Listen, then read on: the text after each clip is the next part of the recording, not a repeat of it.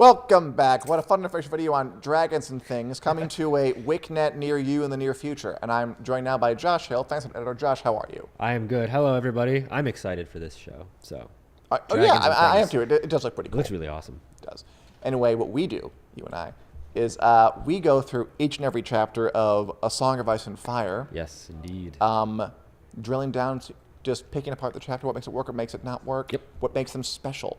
And today, we are reading Tyrion 1 from A Clash of Kings, the second book in the series. Let's do it.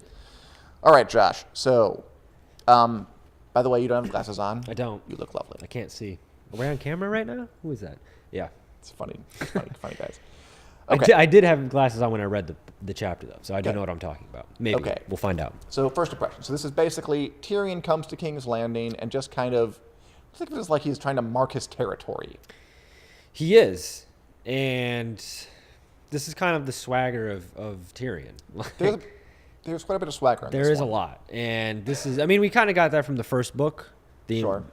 He is who he is. Like, he's definitely a character, more so than just the normal sense of the word. But this is kind of the first time that it felt like he is the Tyrion that we know on the show, where there's bravado and he's confident, he knows what he's doing. And he does a lot. Like, he seems very confident here. Yeah. So his first act in this chapter is to walk up to the small council chamber where Cersei is meeting with Varys and Littlefinger and Pycelle. Yep. And just the very first thing he does is he talks to Mandon Moore, who's guardian at the Kingsguard, and he has to contemplate, like, do I have to have him killed so I can get into the small council meeting? Which, like, right there kind of tells me, ugh, this is a bad place to be right now. That's like the state of things. But the idea is, it's with Tyrion's game, it's all about authority and presence and projecting things.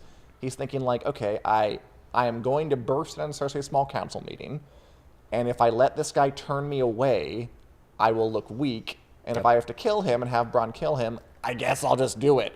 He doesn't have to. No. But I thought that was instructive. That the fact that he even thought about it was like, yeah, it is. It's pretty rough here. Yeah, he knows how to play the game. Like, that's a Tyrion move. And it's also a Tyrion move to have not killed him, too. Well, I mean, he stepped aside. That's I think he was ready to kill him. I think he was ready to have Bronn kill I think he was. Mandon I don't know Moore. how that would have played out, but... And then he bursts in. Cersei's at the meeting with her small council. And I like that Cersei greets Tyrion with the exact same way that Joffrey did, just saying, you. Yep. Like, it's the one word line, like, yep, me, here I am.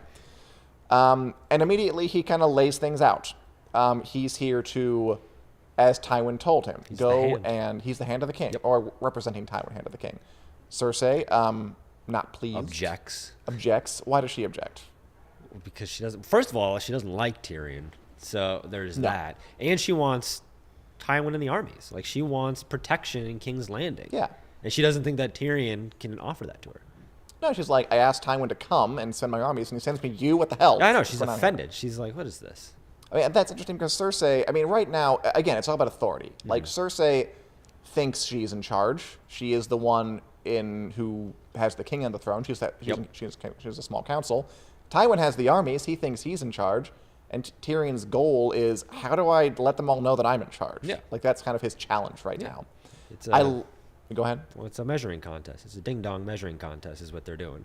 And who's the biggest? Yeah, and that's the point. Yeah, and she actually might, because she is in charge and she's in the position of authority. And Tyrion, that's why it was so cool to see Tyrion coming in and swaggering like TV version Tyrion, because he knows, this is, I need to lay down I need to establish some sort of foothold here. It may not be the strongest, but he has to let everybody know I'm in charge, which is kind of cool that Tywin sent him as his representative, because that's kind of that benefited Tyrion. Oh, completely. Yeah. I mean, because everyone respects Tywin, even if Cersei wishes he had followed her orders. Well, she has to respect. There's a difference between respect. She respects Tywin, and then Tywin, having bestowed this onto Tyrion, forces people to honor their respect for Tywin. Not necessarily respect Tyrion, but it's like, you can't go and, give the middle finger to your boss even if you don't like him or her. You have to say, okay, I get it. You have to respect the authority that has been bestowed. And that's the power of Tywin, who has not been seen, but has only been mentioned. And every single time you get this feeling of authority and this feeling of such great power.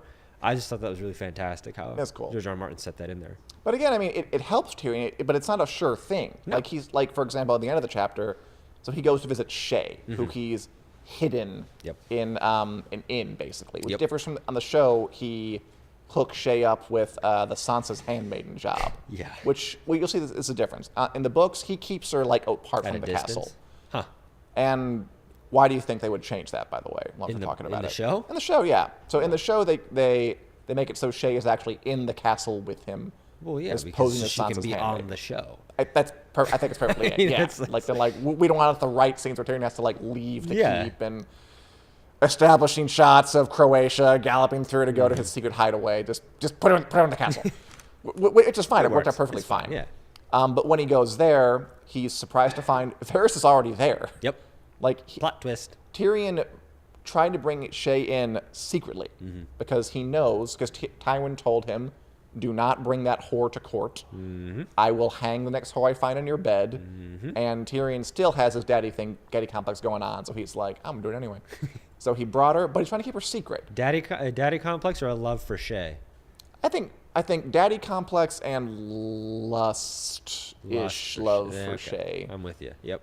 is how I would describe it, at least right now. Yep. So he brings her anyway, and he tries to secret her away, and he gets there, and Varys found out and made it before he even got back. Like, how irritating must that be? Very irritating. Various. Just being like, nope, not today. You thought this was going to be something else, Tyrion, but it's not. What'd you think of the long kind of conversation they have in the book? And it's kind of Tyrion and Varys saying things, but like all they say has a double meaning, and Tyrion like translates it in the book. Yeah. Where Varys is like, you have to, did you come through the God's Gate? The beautiful eyes that were carved in there. And then in his head, Tyrion translating like, I have eyes everywhere, be careful. Yep. And I think Varys says, it's you know, it's so dangerous out there today. Other men might come here who are, you know, much less friendly than I am. And Tyrion translates, if anybody else finds out about Shay, they will kill you. I'm not going to do that. Did you dig that little bit? I love that. It's like in the old, like, you know, gangster movies where they're talking on the phones, but they have to use code words. So, like, the FBI doesn't know what they're saying because he knows the FBI is listening in. It's the same thing. That's really cool. And I'm sure that's where George R. R. Martin maybe got this inspiration from. Possibly. And it also highlights just how dangerous of a world this is to navigate. Like, this coded speak with that Varys is saying is cool on the surface, but it's also like, you know, when you're reading it and then Tyrion translates it in between there, you're like, well, this is like over my head. Like, this is a dangerous world. For Tyrion? Because I'm not sure it is for Tyrion. No, not for Tyrion, but for like me as the For reader. Ned it would be. Yeah, exactly. For like me as the reader, there's like some there's literal translation that needs to happen, which Yeah. shows what you're seeing may not actually be what is going on behind the scenes. What is reality may not actually be reality because there's so many puppet strings being pulled. You have to be careful. What somebody is saying to you means something else. Right. So this is a dangerous, dangerous game that is being played. Yeah, and Tyrion, he comes back. Like, he makes veiled Yeah. threats against Varys. I think there's even a line there like, see, I speak your language, asswipe. He didn't say that, but just like, Paraphrasing. I know how to communicate the same way you Yep. do. Whereas Exactly. Ned Stark, the last hand of the king, like, so would not get any of those double meanings. They just, he would not translate them. They would fly over his head, which is why he died. Okay, let's talk briefly about while Varys is there, he tells Tyrion a riddle, which was spotlight. Do you remember it from the show? 'Cause it I wasn't the don't show. remember from the show, but I was very intrigued by it Oh, as cool. it was happening. Do you recall it, or shall I read it out? I think you should read it out for the people. Okay, so Varys gives Tyrion a riddle, and it goes thusly. A king, a rich man, and a priest are in a room with a sellsword. Each of the three men bids the sellsword to kill the other two. What does the sellsword do? Who does he obey? And what is that supposed to mean? He basically like says it, and then he just leaves. Like, Yeah. the mic drops and goes. On the show, Tyrion, like, they're more of like a one-on-one conversation thing, Yeah. and he answers him, and he explains it. But he doesn't in the book. No. What do you think that means? I think it's meant. The sword is meant to represent Ooh, symbolism, like power almost, because you have to know what the creator of the sword. The was. sellsword? No, Or the yeah, sword? the sellsword. Okay. Like, you have to understand what the creator had behind the intent of creating the sellsword. No. You mean Martin? Yeah. No. Like. Maybe. But like, I think So, it's. do you understand? Like, there's a dude with a sword. Yeah. And there's a king, a priest, and a rich guy. Yeah, He's like, the kill dude other with dude. the sword. You have to know what the dude with the sword wants. Otherwise, Oh, sure. he's So gonna get you. so as Tyrion, I think, said, it depends on the sellsword. It depends on the sellsword, and I think that that's a metaphor for power. So if you don't do what the people want you to do, the people will revolt. You will not have your power. You have to. It's because you have to all these authoritative figures. Right. We're constantly trying to figure out, what do the people want? Otherwise, you're going to have violence, and the sword is an accurate representation of the violence. It's literally a blunt object of death. Yeah, sharp objects. So, yeah. well, beat him on the side with it. If you don't want to be a piercing. Beat him with the hilt. Just right beat in him the with the face. hilt. But it's power. I think that the sword is power. It represents sure. that, and then how you interpret that power is how the sword is used, and how the man with the sword believes is power, what he thinks is right, is going to be either your downfall or you getting to use said power. Sure. It's a massive riddle. It is. It's a brain teaser. Yeah, I mean, I'm not I'm not sure it really has an answer. I don't think so. But that's the point. It's open. It's open to multiple interpretations. If any of you are interpret it, feel free to tell us in the Do comments. tell. I mean, the way Varys puts it on the show, again, like on the show, they have him explain a bit more. And I liked his explanation on the show was that it's about the fact that power doesn't really exist. Like, so, the priest, the rich man, and the king are all authority figures, right? Like, they're people who give orders to others. The sellsword is somebody who takes orders. But in this situation, the sellsword can kill all of them. Yep. So who really, the kind of unanswerable Zen koan is, who really has the power? I mean, if the sellsword has the power, then why do we follow the orders of rich people, clergymen, and kings? Exactly. Like, why? And the point of it is that power is a trick. Yep. As Varys puts it on the show, it exists because people believe it exists. Well, the words are right there. Why not use them? Yeah.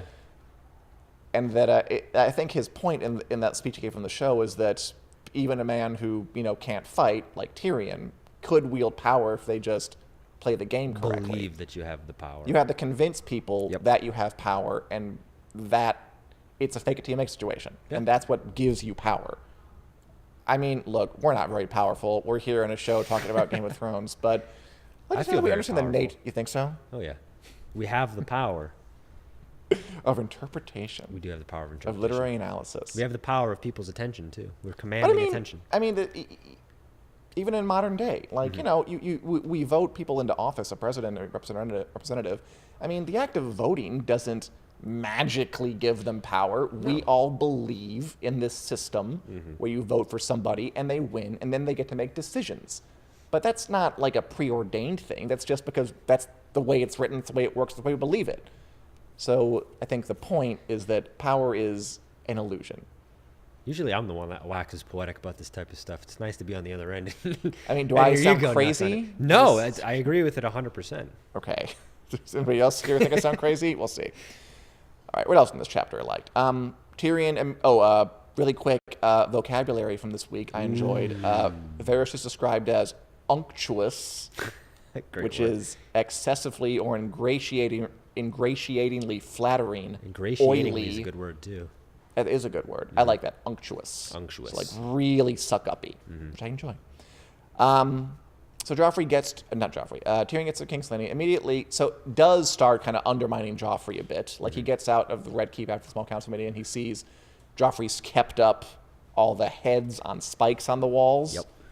And the guardsman tells him, oh, he told us to keep him up there until the war is won. Tyrion's like, that's a dumb idea. They're going to get disgusting. They're going to rot. And we need to like start to pacify people. So he just take him down. And that's a power struggle. It's going to be. Because, again, it goes back to power. Who's in charge here? Like, Cersei wields some power. Tyrion wields some power. Joffrey wields some power. And again, he's king. He's the least qualified to do anything with power, but he has the title. Does that actually give him power? What is power? What does power mean? What is it? What does it all mean? What is it? That's what we're trying to answer here. But that's where it's leading. That Tyrion is testing the boundaries of what he can do as an entity. And yeah, so basically this book is a how-to guide on how to win friends and influence people in medieval times or elsewise. I also wanted to mention, I liked the way Martin describes Cersei. And she's a very angry character. Yep. And all of her dialogue here was, she always like Cersei, blah, blah, blah. She snapped, or like she snatches a letter out of Varys' hands. Yep. I just like the word choices he used to kind of get to her anger, which is, with Cersei, I feel like anger is always like right there, like right underneath. Yep. Could boil up at any moment. So I like that. I like all the backhanded compliments on here. Or like little puns, like Tyrion wants to burst in a small council meeting, and Man and Moore's like, no disturbances, and he's like, I'll only be a small disturbance. Funny guy, very funny. Although, so what do we think of this? They did cut some of the grosser stuff for TV. For example, when Cersei and Tyrion are fighting, and they're talking about Jaime, he says, it doesn't seem quite right that you should open your legs for one brother and not the other. It's got a point. He does? Yeah, I mean, the incest? Yeah. Not about him, but he's got a nice... He's saying, nice why don't you let me have sex with you too? Yeah, I know, but that's a nice jab. That's a solid burn. They should put that in the show. I'm not endorsing further incest here. I'm saying that's... I'm glad you're not. That's an awesome jab. I don't know. I don't think there's any way you can read that without Tyrion coming off as pretty gross. No, you can read it as what if if she says, savage. okay, do it? That would be a great comeback, because he wouldn't do it. Are you sure? Do you want to go down this rabbit hole? No, but I could definitely see that back and forth happening, because that's the sort of like power struggle, game of chicken that we were having in this whole chapter. I don't want to see that game of chicken. Okay. I didn't expect the reaction from you. So, but I'm glad you don't support incest. No, we are 100% against incest on this show. Goodie. And 100%. 100%. Tyrion does get some. That's going to be in our tagline for a while. Oh yeah. You can make the tagline for that song of Dan and Josh. 100% against incest. Probably will. Oh yeah. Or sell T-shirts. We should start a fund for that. Can we start a GoFundMe for that? We absolutely can, and just get it on T-shirts and stuff. Oh yeah. And for stickers. There it is. Tyrion does get the way Tyrion kind of gets Cersei to at least tolerate his presence is by saying that I'll help get Jaime back. Mm-hmm. Which that's kind of how a big one. That's his in. Yep. Like I don't think he has any intention of doing what she wants, but he at least wants to keep her in a corner and just become the most powerful one. Mm-hmm. And finally, they do a little foreshadowing when the guardsman tells him that Cersei has been preparing large casts of wildfire. Mm-hmm. Tyrion says Tyrion was pleased that Cersei had not been idle, but wildfire was treacherous stuff, and 10,000 jars were enough to turn all of King's Landing into cinders. Wonder where that's going. Wonder where that one's going. Many fun places. All right, any other fun things to mention before we wrap up? No, I do like, though, that we were, the whole Sansa came up as like a bartering thing. Yeah. It's like, Oh, yeah, of course. And the idea being like, and Arya came up too. And the idea, again, when you go into these characters' heads, you kind of forget that they only know one perspective. And the idea that Arya is lost, maybe she's dead. Like, we know she's not. Yeah. That was kind of a nice reminder to be like, these characters, as smart as they seem when they're interacting, doing all this stuff, actually don't know the full story the way that we do. That is cool. Do we have Arya next? We might. I think it might be Bran. It is Bran. Next week, we will be reading Bran 1 from the Clash of Kings. Bring us your questions and your curiosity. Yes. And, no, I'm sorry. Next week, we are off because our video team is going to Super Bowl. Ah, yes. We're excited. Okay, so 2 weeks. For 2 weeks? Well, no, in 2 weeks we'll be back. Yes, okay. So next week we're off, but 2 weeks from now we'll be back with more Take the Black Live, more A Song of Dan and Josh, more Game of Thrones, Song of Ice and Fire, genre fiction news you can use. Thanks for watching, everybody, and we'll see you in 2 weeks. Adios.